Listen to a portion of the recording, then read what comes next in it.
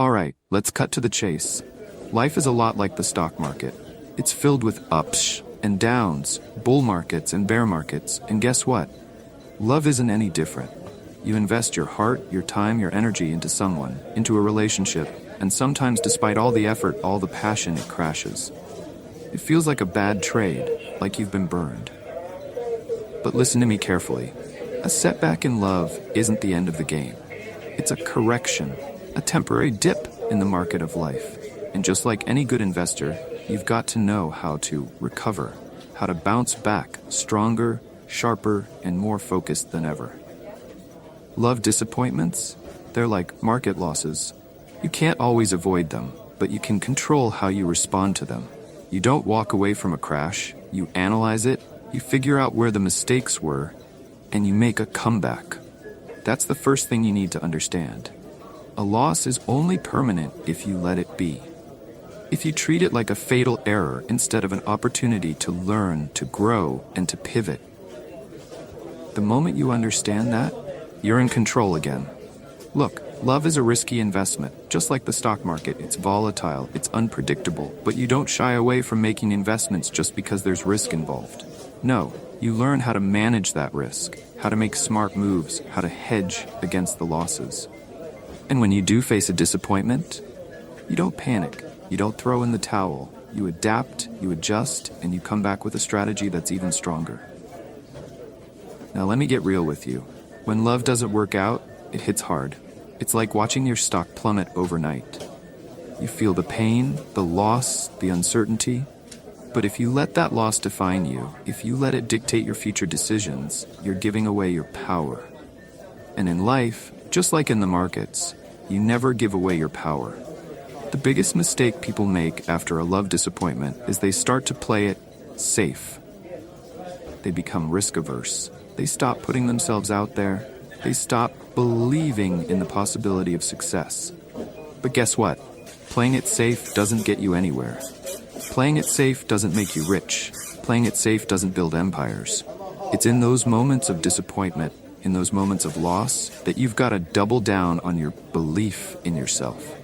You've got to bet on yourself again, because you are the most valuable asset you have. And here's the key. You've got to treat love disappointments like business failures. You wouldn't quit after one failed deal, right?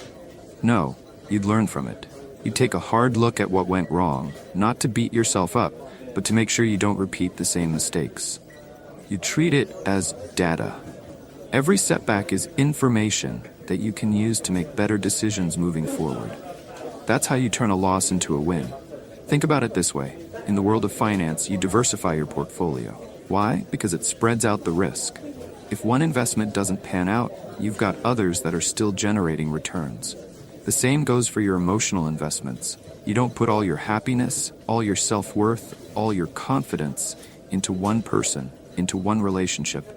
You've got to have other sources of value in your life. Your career, your passions, your friends, your goals. So when love disappoints you, you're not left bankrupt emotionally. You've still got other assets working for you, keeping you grounded, keeping you moving forward. And here's the thing, just like in the markets, timing matters. You've got to know when to exit a bad investment. You've got to recognize when a relationship has run its course and it's time to walk away. Too many people hold on, hoping for a turnaround that's never going to come. They're like investors clinging to a dying stock, refusing to sell because they're emotionally attached. But holding on to something that's not working, that's the quickest way to drain your emotional reserves. You've got to cut your losses and move on. It's not failure.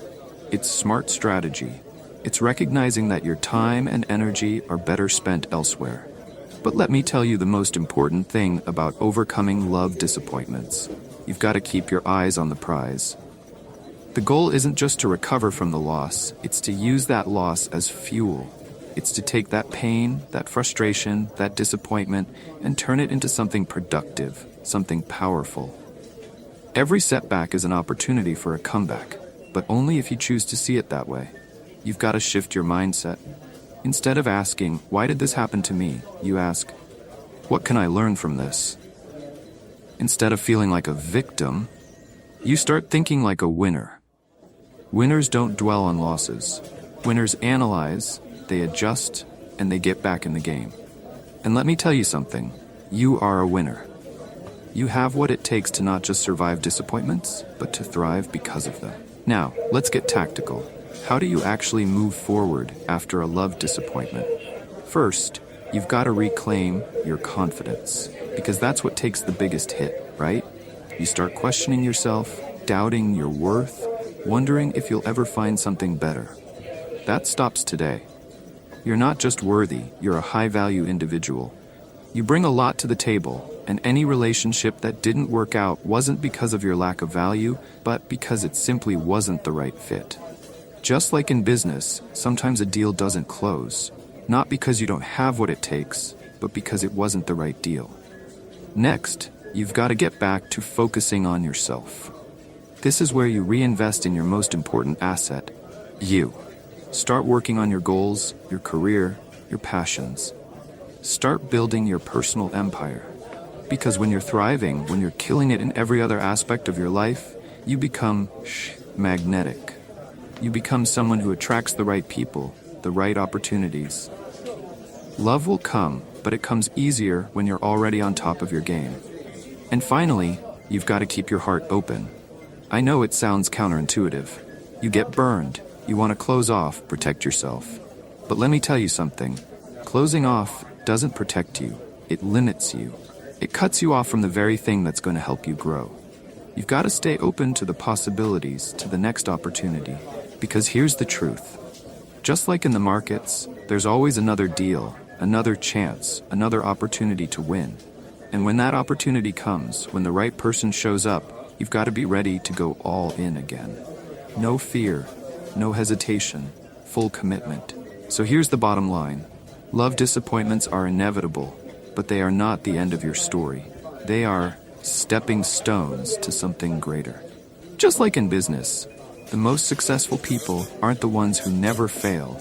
They're the ones who know how to bounce back from failure. They know how to turn losses into lessons, pain into progress. And that's exactly what you're going to do. You're going to take every disappointment, every heartbreak, every setback, and use it to build a stronger, wiser, more unstoppable version of yourself. Because at the end of the day, it's not about how many times you fall, it's about how many times you back up and keep pushing forward. And you're going to push forward harder, faster, and more focused than ever before. So go out there, take control of your life, take control of your future. And remember, every disappointment is just a setup for a major comeback. You've got this.